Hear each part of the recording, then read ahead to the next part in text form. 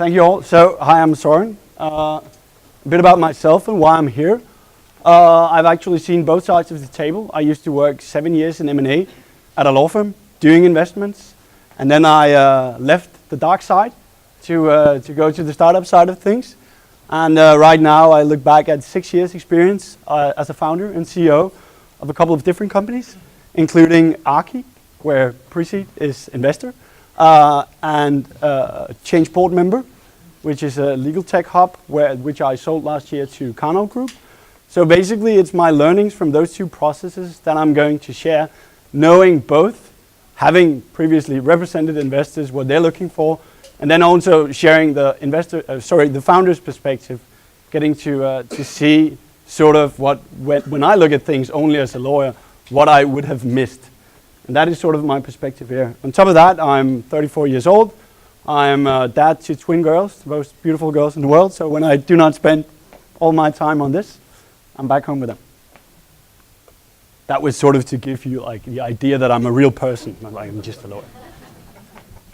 Cool, so my agenda here is basically I'm going into the same type of legal documents as you all already heard about.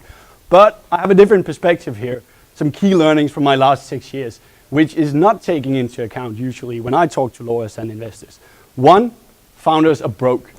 Right? Lawyers do not know that. Lawyers only know rich people. So it's like, no, they won't get that perspective when you ask them. And secondly, investors and founders do not always have different goals. It's like when you draft these agreements, you ask your lawyer, it's like a competition. Get as much as possible. That was my main purpose as a lawyer. But the idea here is that when you get an investor on board, it may not always be that the investor is your enemy. And taking that perspective into these agreements, I've highlighted some things that I look at from an operational perspective that is highly important to me. So what you'll get from me now is not a rundown of all the most important things in these documents. You can just ask a lawyer about that. They will tell you that. But these are the insights I've learned that nobody else would probably tell you. So, starting with the shareholders agreement. I think one of the most crucial terms of your shareholders agreements are these vesting and key man clauses. Any lawyer in their right mind would say that this is highly important. Any founder should look into this. As you already heard from Nicolai and AC, this is key because you want to govern what happens when or if a founder leaves your company. And there are some standards here that you adhere to. What you typically be looking at is a vesting scenario where you earn your equity after 1 year's cliff and 4 years linear vesting, meaning that the first year, if you leave the company, you won't get anything. Then in the second year, you get 25% and so forth. There are no rule book here, but there are a couple of standards that you could look at. My perspective is not going through these standards of what is right from you. It's actually adding stuff to your consideration that you would usually not consider when asking your lawyer. And one of the first things that's highly, highly important is making sure that when these scenarios occur, when a founder leaves the company, you're not just left with a clause that you cannot handle operationally, taking into account that you don't have any money. So, what happens with non-vested equity? Well, non-vested equity would be the equity that you haven't earned yet. So a founding leaving, company owning 10% of the company, having only earned 50% of that, will effectively have 5% non-vested equity, right? You do get the math? Cool. So the idea, what happens with these 5%? Obviously, you cannot just have a company that is only 95% owned. It needs to be 100% owned. So where do they end up? Are they going to be distributed pro rate to the existing investors and founders? That seems like a fair solution. However, from my experience in Change board member, I experienced last year we had a CTO on board who left the company. I had an investor on board. We had agreed on 23 different KPIs, I believe. 21 of them were technical. And we were a founded team of 4 commercial people and 1 CTO, and the CTO left. So we were pretty screwed. The problem was that with 4 commercial people, we needed a new CTO, clearly. But we didn't have any money because in our budgets, we accounted to have a founder to do this. So we couldn't just go buy a CTO for 100K per month. So we needed equity to get that founder on board. However, if our investor had taken like their share of what was non-vested with our CTO who left, we would have less equity to actually give to this new founder. And I think that's a very, very critical part here, at least it's something for you to consider. What we did was we said, okay, let's distribute this to a pool to where we can actually go hire somebody new. This could be to the benefit of both us and the investor. Clearly our investor, we're not interested in having a company with a CTO neither. However, had we not agreed on this from the very, very beginning, we would have the problem and we should discuss with the investor who is going to pay for this. So that would be my first advice. Discuss what actually happens with the non-vested equity. And your lawyer usually will not have a clear say on this because they already gave you sort of the standard clauses that make sense. But this is up to you to actually discuss to make sure that there is an operational reality the day that founder leaves. The flip side of this is what then happens with the vested equity. I mean, now a founder has actually earned these 5%. The founder leaves the company. What do you want to do? Is the founder allowed to keep them? Well, in principle, if you earn something, you can keep them. It seems pretty fair. But as we already discussed on debt equity, it's not cool being a founder being left in the company with somebody who's free riding. And from my perspective, I mean, as long as salaries are low, every day I go to work, I take a cut on my salary, but I make value to my equity. However, if somebody leaves the company having equity, getting market standard salary, I also just make money for his or her equity, which seems unfair. So the flip side, of course, being that being a founder, you also have some dreams, and you need to understand that when you go into a startup, you have different perspectives. Somebody wants to get rich, somebody wants to save the world. Me, myself, would like to get rich, and I don't mind saving the world meanwhile. But I mean, it's important to look at these scenarios also, because the flip side of this is if you have to hand in all your equity when you leave, also the things that are vested, when can you sort of retire? What we did at Archii, in our own, we have an agreement with PreSeed, and then on top of that, we have an agreement between the founders where we actually agreed on a stricter regime because we wanted to tie our founders even more than with our investor. We made a clause called the Tropical Island Clause, which was somehow a clause. First, we have a standard vesting scenario where we have to hand in your equity. When you leave the company, we say we don't want any free riders. But after a time that is not defined by years, but defined by the minute the salaries actually reach market, then from there a new timer would start, and from there you could actually be allowed to keep part of your equity. This was a rather complicated clause. I think it's a 2-page clause, because this is a startup of lawyers, so we're also idiots. But my point here is not do as the lawyers. It's like, my point here is just consider these scenarios, because when they happen, yes, it's important to get a shareholders agreement, but what need do you have a shareholders agreement if it's not operational? You cannot use it to anything. And the next point is the price. And that's an even more important item, because let's say that this founder leaving is obliged to sell. So then at what price? Usually what you see, at least what I see, is that you agree that it would be fair market value. So you're going to exit the company, then you get it at fair market value at the day you leave, because that sort of reflects the value that you have been part of making to the company during your journey, and then everything that happens afterwards, well, that would be at the remaining founder's expense, right? The problem is that once you get investment into the company, you may have a valuation of 10, 15, 20 million Danish kroner, which is an investment that was based on the prerequisite that money went into the company, not out of the company. There's a huge difference. But this is basically the only thing that you could look at when reflecting fair market value, because fair market value is like an independent buyer and an independent seller, and this was the case with the investor. So now you have a leaving founder owning 5% of a valuation to 20 million. I mean, who is going to pay that? You have the right to buy. Cool, we can get rid of this founder, but who has that million to pay that founder who left? Nobody, because remember, you're dead broke. Your lawyer will just tell you, this is not a problem, just spend that million. You're gonna get great discount, it's a cool price, and you can continue. I'd say I get 15, 20K per month. I don't have a million, unfortunately, and there's gonna take me a whole lot of time to get that million. So carefully consider what you're gonna end up with at the end of these mechanisms, because just having them is simply not enough. Secondly, what I would like to do, I would like to have some payment terms here, because even buying things, let's say the price was not a million, let's say the price was 100K, huge discount, giving you 90% discount, what, great deal. I don't have 100K. I mean, I would have to get at least 6 months to get 100K. So we need some payment terms here. And if you do not put these things together around these clauses, then you'll have clauses that basically makes no sense to you.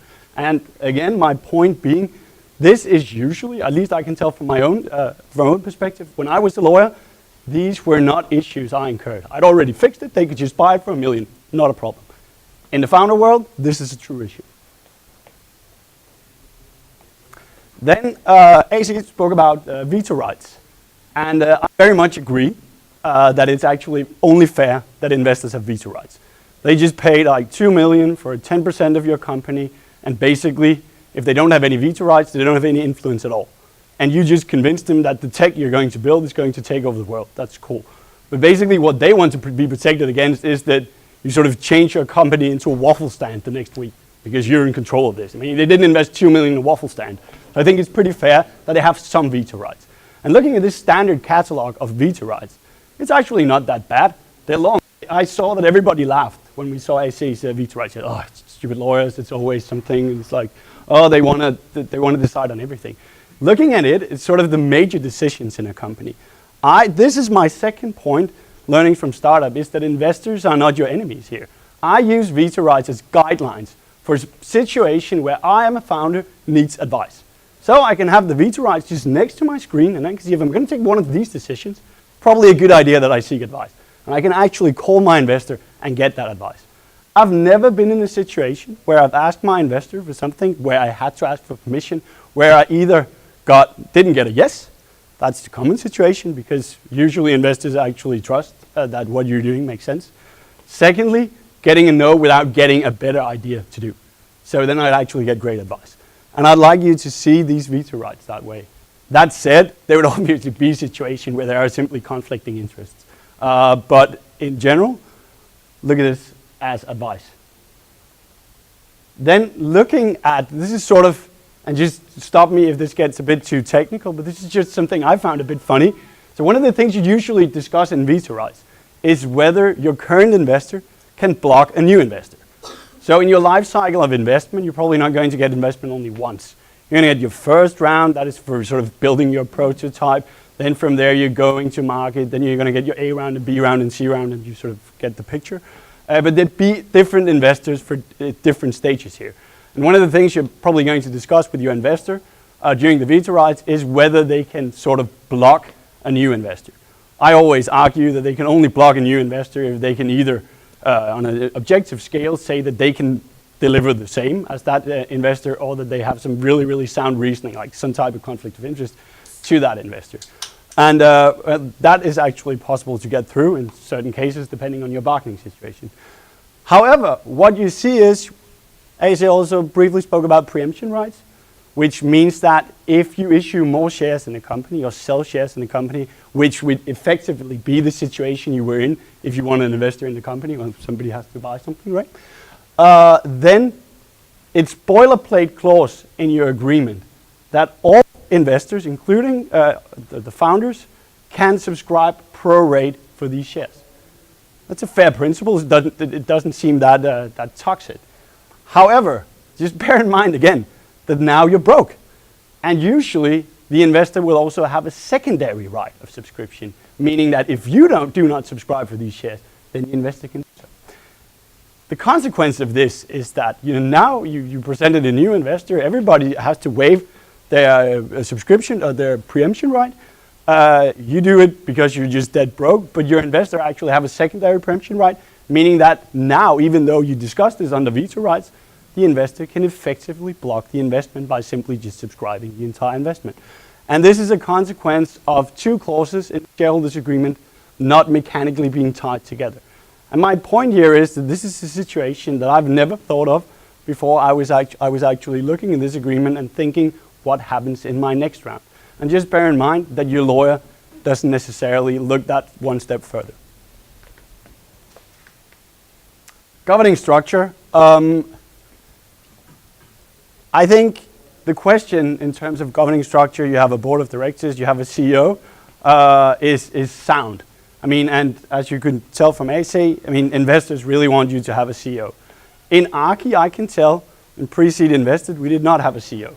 We didn't want a CEO because we thought we were a great collective. I remember Mads, being in HR of PreSeed, came to our office and he said, so guys, this Romanian farmers collective, can we please get a CEO instead of all of you having to agree around a round table? I was like, yeah, but we're really clever and we're great friends and we can do this.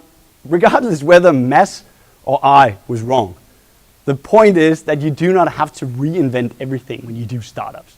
Could be pretty cool that what you're doing, your product, the market you're going to take over is completely new. You don't have to reinvent management structure also. Maybe sometimes just look at people who'd already invested in 1 million startups and just go with the flow and say, fine, we're going to appoint a CEO. So this was sort of my highlights of the shareholders agreement. Again, what you'd see is probably that, I mean, are these the most important clauses of your shareholders agreement? No. Dig way more into vesting, dig way more into key man clauses, etc.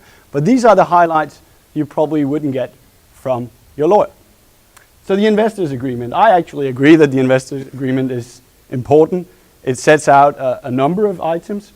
First thing here is a bit unrelated to legal, but I just found it something I'd like to share with you, something you're probably also pretty upset with when you do investment, your valuation. I think you need to consider that investors do not know you, they do not know your company. I mean, investors like to tick boxes when they do the valuation. Surely you have the greatest company in the world, and surely, irrespective of all other investment made, your valuation is like 10 times higher than that. However, the investors will never get that. They're going to tick the boxes, they want some traction, they want a great team, etc., etc., etc. If we do not meet those standards, you're going to interfere with the world of investors where you make your possibilities of fundraising way harder. And things you want to avoid is that you don't want to spend too much time on fundraising. Secondly, what you definitely want to avoid, you don't want to run out of runway, because then you don't have any money anymore. So one thing I'd like you to consider is what is the real difference between a pre-money valuation of 15 million Danish and 20 million Danish. When you do the math and you get an investment of 2.5 million, well, it's actually giving away 11.11% instead of giving it away 14.29%.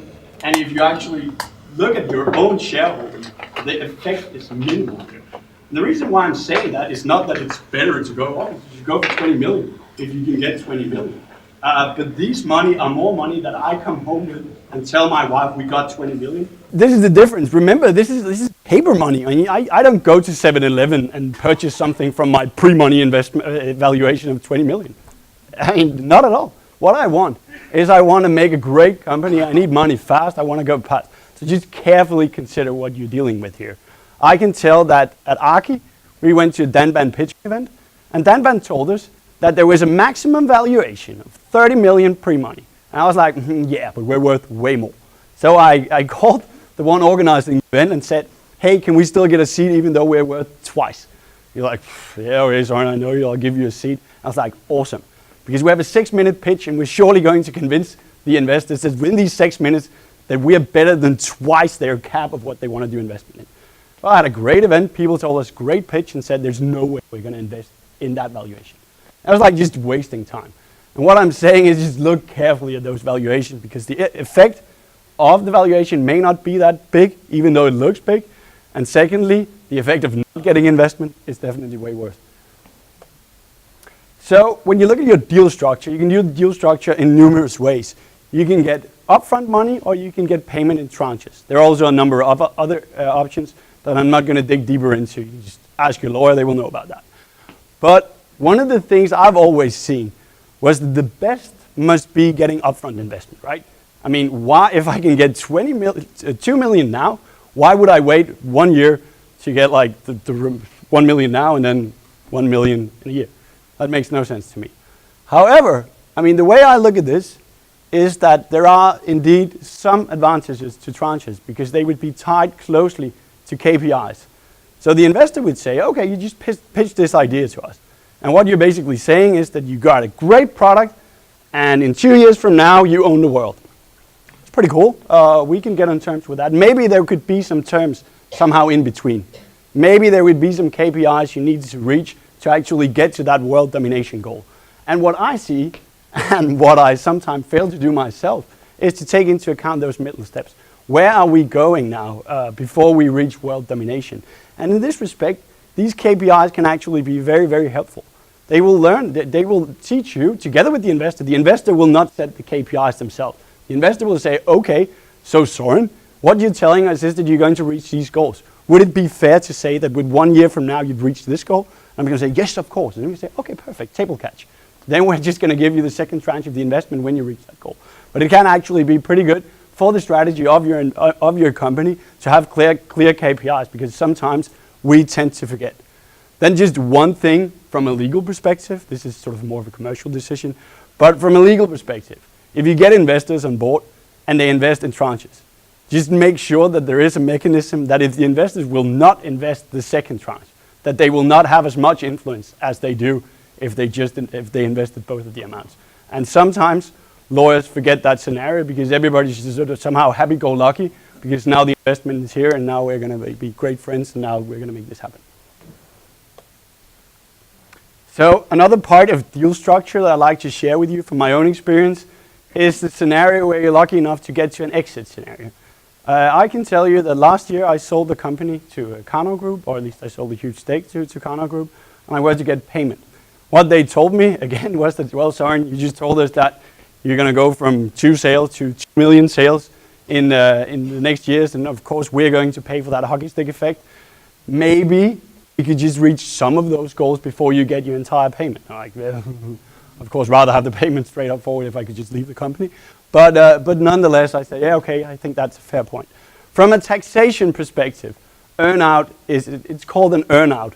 When you get the payment for your shares, you exit your company, you get the payment sort of based on reaching certain KPIs.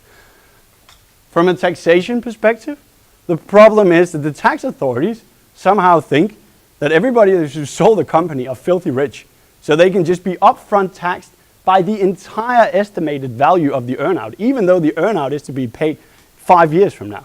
Then you're going to say, but right now you earned the right. At the time you earned the right, well, we're going to tax you. So actually you can end up in a situation where you cannot afford selling your own company, because what you get in cash up front would be less than you're going to pay in tax, because you're going to be paid upfront in tax for the investment for the next 5 years. That's a pretty crappy situation. There's an easy way to handle this. Get a holding company. I mean, ASA mentioned that, hey, make a company structure for your company. It makes sense, sort of. 10 minutes, cool. The next, I'd like to add, just get a holding company. It also, you can just get a holding company for 1 kroner. It's pretty simple. And then you will not end up in this situation. Cool, then in terms of the investment agreement, you will be asked to give a lot of representation and warranties. Basically, it's like, translated, it is that you, outside the legal world, guarantee something to your investor. When you look at this, it's going to be 15 pages of legal blah, blah, blah, blah. Actually, a funny thing, just ask your lawyer to explain one of the warranties. And the lawyer will be like, yeah, somehow boilerplate, somebody else made this one, but I'm sure it's pretty decent. Because, I mean, newsflash, it's not like all these 100 pages of legal text were made just for your investment. It's like 99% reuse, and they're going to customize something. Many times lawyers will not even understand these. It's actually not that big of an issue, because the purpose of this is not for the investors to invest in a company that holds no risk. I mean, remember, you're like 2 guys in the basement building an app, you just got 2 million. I mean, clearly investors will take risk. I mean, there's no doubt about that. This is not about the investors wanting to buy a company with no issues whatsoever. This is about you knowing more about your company than the investor do. So this is a disclosure exercise. This is basically investors saying, okay, I want this warranty on litigation. If you're just going to tell me a warrant to me that there's no litigation within this company. If there is, or you can see that litigation occurs, or you can see that you're slipping out toxic waste in the backyard of the company, or whatever, and just tell your investor. Just tell your investor, because that is the effective way to get out of these reps and warranties. The way it works is actually pretty simple. Obviously, your company could be so crappy and have so much litigation and so much toxic waste that nobody wants to invest in it. Usually that's not the case. This is about you thinking that you cannot disclose anything because you think that the investor thinks you're perfect. You're not. They don't think so. Just disclose it, and basically the way it works is that you're only going to be liable for whatever you know that the investor doesn't know. And that's a pretty fair principle. Then be sure that you're not liable for things that you do not know or are not supposed to know. There'd be plenty of things, especially when you run a tech company. What I see, at least, is that we were supposed to give a lot of warranties on IPR and software, which I thought was only fair. But basically, we were going to warrant that we owned all the IPR that we used, all the software we used, or at least there'd be no limitation whatsoever in that software we use to actually commercialize the product. Well, that's a pretty tough warranty to give when you use some open source software. And who read those terms and conditions? Nobody. Obviously, you should be aware that this is not going to be an obstacle for commercializing, that those software licenses can be substituted with something where you're allowed to do so. But at the time, just don't give that warranty. Just be completely transparent and say, this is what we use. Lawyers, go figure out yourself now we've shown you. And I think those are my key learnings from these webs and warranties. You can actually be part of your advantage. And secondly, due diligence exercise is something where your investor, one thing is the legal due diligence, another part of the due diligence can be technical, and you can actually have an advantage with this. Be aware that most investors would actually buy consultants, do some technical due diligence on you to make sure that what you're building is somehow sound, which is only fair. But at the end of the day, you're most likely going to end up with that bill because it's going to be part of the investment terms that you take that bill. That could also be fair, but then just make sure that this is not a one-way street, that this is a two-way street where you also get input from the consultant. See that technical due diligence as you having to pay one of the best consultants to get your tech or whatever you're doing validated. So I'd be very careful in actually choosing the right person to do this to make sure that you actually get some input. And then when the person arrives, don't make this like a hiding game where you're like trying to convince the person that everything is perfect, then you get absolutely no value. So planning for the investment will be my last item here. And it's about considering your runway. So what you usually do is there are some standards. You can read a book. You can say, okay, well, I'm going to fundraise. I need 18 months financing. That is my runway. Either I'm going to be profitable or I'm going to raise funding again. Hey, and that's cool. Just carefully consider your strategy and how you plan your runway. What I would usually do is I would just look at my budget and I'm say, okay, I'm spending this amount every month and I'm earning this, and when will I run dry? And that is truly a crash and burn strategy, because that would usually not take into account that you have employees with vacation pay, at least when you run operations in Denmark. You have termination notice of all these employees. So if you wait to the very, very last day of your runway to do anything about this, you'll go bankrupt. And I mean, one thing is not being able to close your round. Another thing is going bankrupt. That would be a pretty shitty situation because all of the IPR that you already built up, and there would probably be, like Asa mentioned, there could be a situation where two founders leaves because times are rough, and one founder continues, and then everything turns out great in the end. That is always a scenario, but that's simply not a scenario if you go bankrupt. So carefully consider all those hidden obligations that are legal obligations that you would actually have in your startup. Lastly, those are my final thoughts. There should have been a slide before saying final thoughts, and then this is final thoughts. But that was not how it was made. My take is that after 6 years as a founder, in the legal side of things, is that in general, investor is not your enemy, not when negotiating these deals, not when running your operation. Investor is to be seen as an advisor to your company. You do not have interest that goes in different directions. Basically, all of you wants to be successful. However, it seems to be like a game where you just get the money, then you're going to hide everything from the investor, and then you're going to get back when you need more money. I would not advise you to play your investors like that. There are some hidden issues when it comes to legal that requires a founder's mindset to actually understand these agreements that your lawyer will not give you, because your lawyer, as I said, do not know poor people, and your investors usually do not know poor people either. So just get that perspective into your agreement. Make sure that when you think of this, or ask your lawyer, so what actually happens in this situation, who is going to pay and when? Everything that is related to money, where the fix is money, just bear in mind that you don't have any. Your startup is a moving target. It is. So think of a lot of scenarios from day one, but know that you're going to amend along the way. When you fundraise continuously, this will happen automatically. But I would advise making agreements along the way with founders who want to go to Bali, may want to work from Bali, but what happens when you're remote? Founders who want to go part-time, what then happens? I mean, it's not all scenarios that you can take into account. If you have a solid basis, Then you have something to operate with, and then from there you amend. Finally, get some grants free. That's pretty cool. Thank you.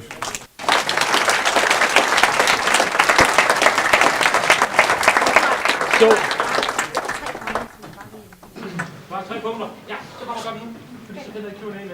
perfect. So thank you, Søren. It was perfect, and it was fun and interesting, and a lot of good points.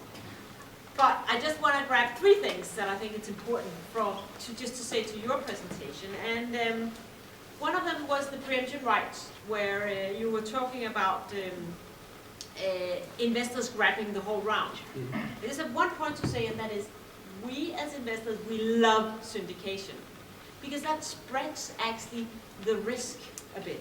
So actually what we do is we love having other investors on board. As long as they are wise investors, and as long as they know what they're doing, we actually really, really like having others around the table.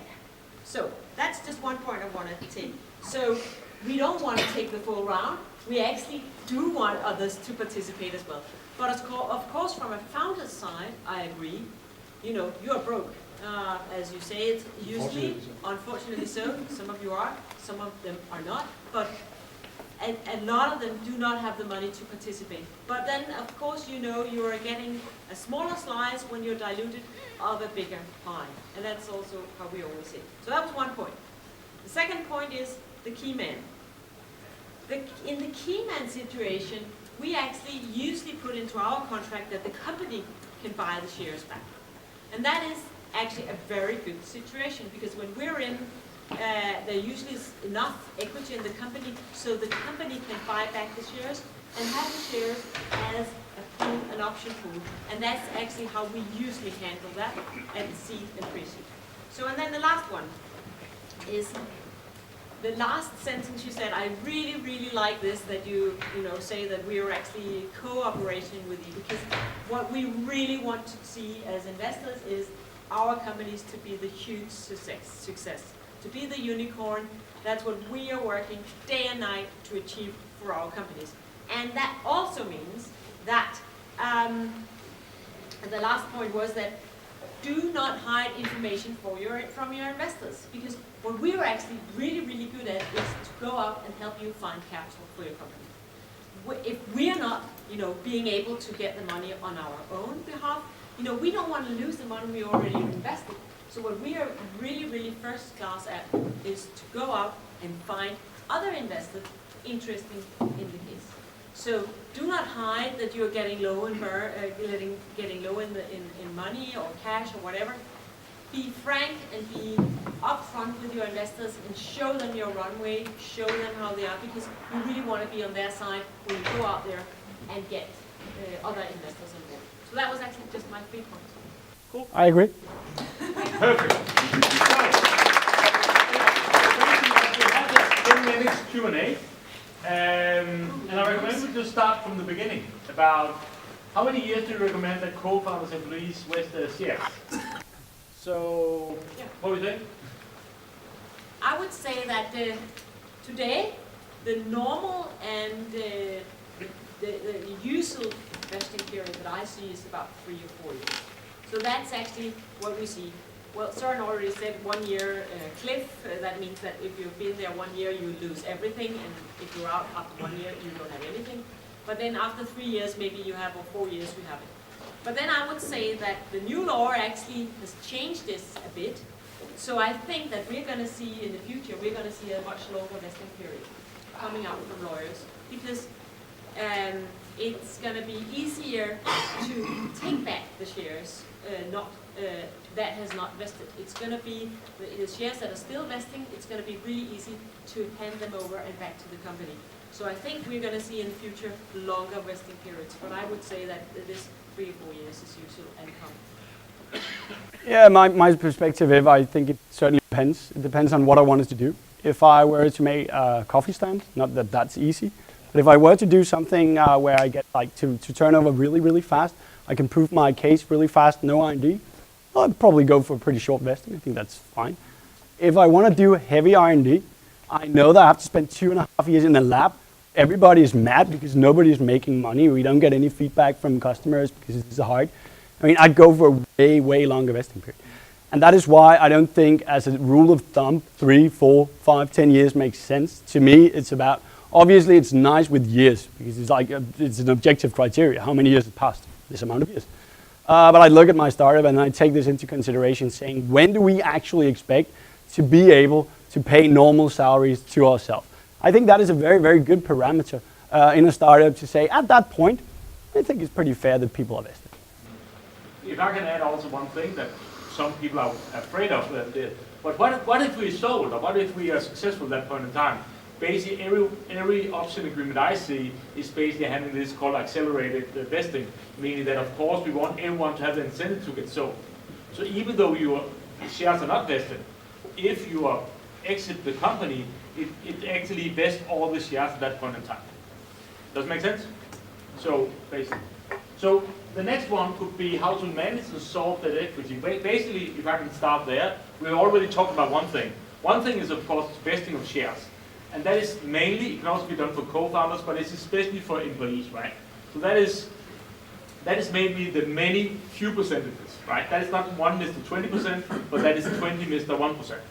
And then you have the other side are the 3 co-founders, who are the Mr. and Mrs. 20%.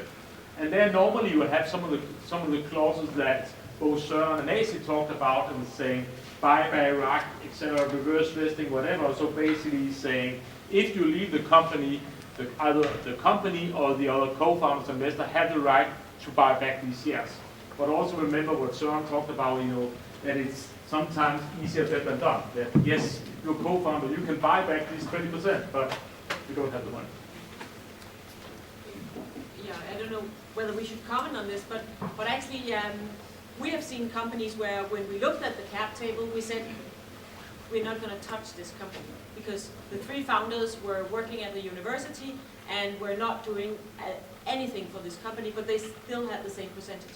So we said to the founders, you go back, you shuffle the shares among yourself before we go in, because when we go in, we have a real hard valuation, and then if you transfer shares, then you have this tax monster coming on again, and you don't really get money in your hand. So you reshuffle before you come back to us. And we actually give that as a task for some of our founders, and say, you have to reshuffle so that you, from the very beginning, is already considering this. So I think also the reshuffling is a good way to do it. Yeah. So we can also talk briefly about this, about red flags if you register a company outside Denmark. I'll have to say, if I can start there very layman-ish, Denmark is the easiest country in the world to register your company.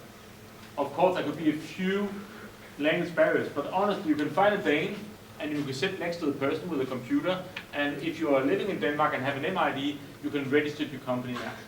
And unlike basically all over Southern Europe where registering and handling companies is difficult, it's very easy to do in Denmark. There are many things that suck in Denmark from a business perspective, but bureaucracy is actually one of them.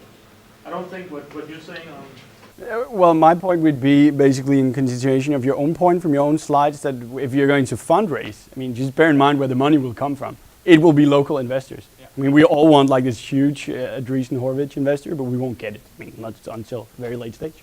So, I mean, I think if we come to you guys and say, hey, look at this Georgian company that we made, it's like in a tax haven, or I don't know, that is not something you'd like to see. Don't make your lives harder.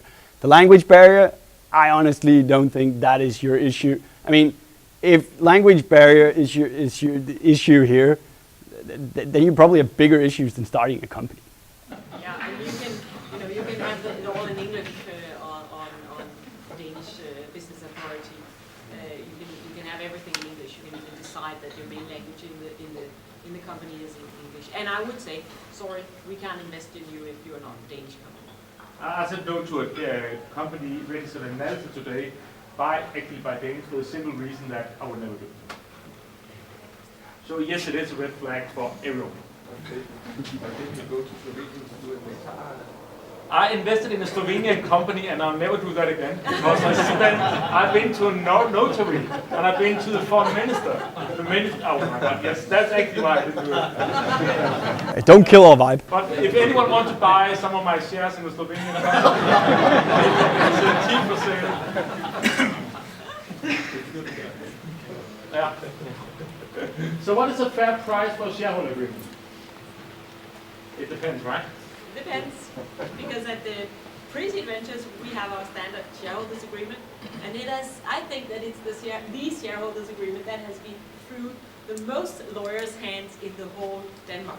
Because I don't know how many lawyers that have been, digging their hands into our shareholders agreement, and of course I have used all this all through my very long traveling in the venture business, and put all the good clauses in it. And I actually do think that it's fair. And when we invest, we don't take anything for using our shareholders agreement. Just to follow on, is that available, like on the website, or is there anything on No, usually we kind of talk with our own people about it. You should make it available. But it should be available, and maybe that's a new way we're going. We will see next year what happens, but it's not rocket science. But of course you have to. I also must admit that I think it was you, Nicolai, that said, or was it you, Søren? Taking these boilerplate shareholders agreement off the net and just dig in it and say, okay, let's sign here. It's really not a good idea, because there are a lot of holes, and then it's much better spent. And now there was what is a fair price.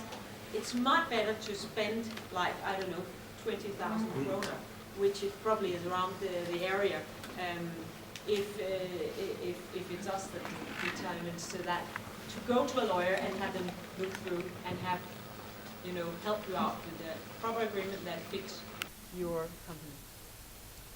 From my perspective, to add on this, you probably want to go, that is why there are differences on lawyers. So if you go to a big law firm, well, they're just going to charge you by the hour with 2,500 per hour, which is what their clients pay. I wouldn't advise you to do that. You want to go to a startup lawyer who does this all the time. Even in a situation, and I actually agree, sort of the template isn't, from you guys, are conceptually fair. Obviously, fairness is bent from time to time. So you want your lawyer to validate that. And secondly, even though it's fair, you want to understand it. I mean, it's like, yeah, it's fair, but I would assume, it's pretty big, yours. I mean, they are, because there's just so many clauses. And then get a lawyer on this, and I actually agree that the price would be around 20,000 on, you don't have to do the drafting from the bottom. Bear in mind, though, that there's a flip side of this, because usually when you go to a lawyer and that lawyer has to use his or her own template, they're actually like, oh, relieved, because they know that template. It's not like they're going to draft it from scratch. So there could be a downside to using somebody else's. I would suggest you, with going to startup lawyers, to try to make a deal saying, okay, you're going to get this amount if investment goes through, and then it's going to be paid by the company. That would probably be my advice to you, and then you could always fight with your investor whether that is reasonable. Tax? Well, sorry to say, you'll not be in that happy situation for the next 3 years, right? You pay tax on profit, not revenue, right? Of course, you have to pay VAT if you sell something. I'll get the VAT. But again, the question was, are you going to pay tax? Yes, if you make money, you are. Most startups will not be making money the first year. I don't know whether the question was a bit more specific, but... We actually have some pretty neat rules in Denmark, especially if you're R&D heavy, that you can actually get a tax credit. So you now, basically you look at your year and say how much is allocated to R&D, and then like you started with like close to 100%. And then you're going to say, okay, I don't make any money. So instead of getting a tax asset, you can actually get the value of that paid out from tax. Then you would owe those money to tax, but as long as the company is not liquidated, you'll just keep it. So it's pretty neat. Actually, on that side, Denmark is really neat on tax. When you have to pay tax on the other side, making money, Denmark is nestled. November 20 is a good date for startups. Yes. There's a lot of startups looking forward to that date, because that's the date where the Danish tax pay out the money from the prior year. So there are many startups that are saved by the bill in the end of November. And that's why, speaking of advisors, it actually also makes sense to have an accountant. I mean, it just makes sense. Can we go back to the overview? Oh, yeah, sure. So let's take 2 more questions. Do you prefer straight equity investments or convertible notes? And we have 2 perspectives here. Yeah. Probably have 2 perspectives here. We usually very much like to have equity. We are not in the lending, area. We are not a bank in pre-seed and seed. So we actually do like equity investments. We understand sometimes that we cannot agree on a price, and when we cannot agree on a price and we still want to invest and so on, we go in and say, okay, well, let's go into the convertible notes scheme. But as we're not a bank, we don't just lend out money. We have this equity. In the end, that's what we actually are going to give back to our investors when we sell the equity in the end. So I will say that we have a preference for equity investment. That's straight, it's easy, and so on. But sometimes that's just not possible. So we end up, I'd say, 1/3 of our investments would be around the convertible notes. And actually, I must say that it has varied over the years. The past 15 years, there was a time when we had no convertible notes, and then we ended up in a lot of convertible notes, and now it's kind of 1/3, 50%. From my perspective, I think it's sort of a tendency that came from Silicon Valley with safe notes, and everybody all of a sudden wanted convertibles. Danish convertible is not a safe note, just FYI. So the huge difference is the safe note has to convert. There's a very, very big difference from something that has to convert, because then in principle you know at some point you will be investor, or something that is a loan that may convert, because then you can sort of de-risk by saying, hey, well, I'm a bank, so I'll just get my interest. On top of this, I mean, I don't have a strong preference for either instrument. I think at some point, just getting straight equity is just easier because you have to take care of that convertible that needs to be handled. There is an upside, of course. You cannot agree on valuation. Just bear in mind that you have to agree on a cap either way. So it's not like now we made a convertible and then it's like completely up in the air what the price is going to be. The investor is going to say, okay, but we want, I mean, regardless what your valuation will be in the next round, regardless the discount, we want a cap. At least I've not seen anything uncapped. So I'll actually skip this one question because that's really hard to answer. It's really hard to answer whether this is binding or not because it depends on so much. Have you been emails going around whether this shareholders agreement was actually not signed by mistake or whatever? I would say we can't answer that up here. I'm sorry. So the final one would be, should I give myself veto rights early on to have it down the road after I get diluted? I think, so the veto rights is generally not yours. It's the investors. So it's a protection for the minority shareholder. So in general, the way companies are organized is that if you own half of the shares or the voting rights, you can decide most things. If you own 2/3 of the voting rights, then you can decide basically all. And if you own 90%, you can actually squeeze out all the remaining shareholders, which is pretty neat. But I mean, this is protection for the investor when we talk about veto rights here, because the investors usually hold shareholding below 1/3. Meaning that if they had no protection whatsoever, we could just make that waffle stand instead of the tech company they invested in. So I think as a founder, I'd really like to see you get your own veto rights. I mean, please come to me. You have a de facto veto right because you usually have above 50% of the company. So you have a de facto veto right there, so you don't need to have it. With these words, thank you very much, and I'll just